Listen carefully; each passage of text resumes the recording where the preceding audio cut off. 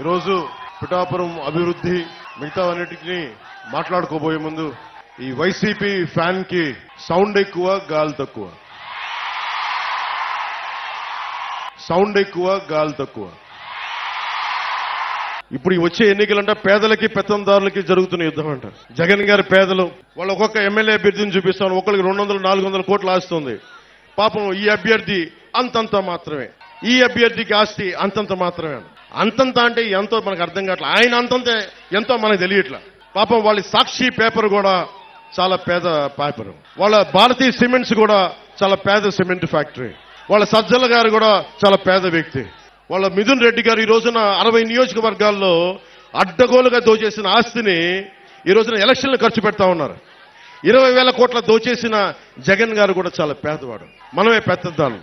600 కోట్ల రూపాయలు సిద్ధం బోర్డులకే ఖర్చు పెట్టిన జగన్ గారు కూడా నిజంగా పేదవాడు. జేపీ వెంచర్స్ మనకు తీరాల్లో మన గ్రామాల్లో ఉన్న ఇసుకని మట్టిని దోచేసిన జేపీ వెంచర్స్ కూడా జగన్ గారి బినామీ కంపెనీలు, అవి కూడా పేద కంపెనీలే. పెద్దిరెడ్డి గారి, మిథున్ రెడ్డి గారి, మిగతా ఉంటారు కదా, వాళ్ళందరూ కూడా పేదవాళ్ళు. ఎమ్మెల్యే కూడా లేని నేను పెత్తందారంట. ఒక్క ఎమ్మెల్యే కూడా లేడు నా పక్కన. మేబీ మీ అందరినీ చూసి అది నా ధనం అనుకుంటున్నాడేమో. అలా అనుకుంటే నాకు ఇబ్బంది లేదు. ప్రజాధనం ధనం అయితే నేను ధనవంతుడినే.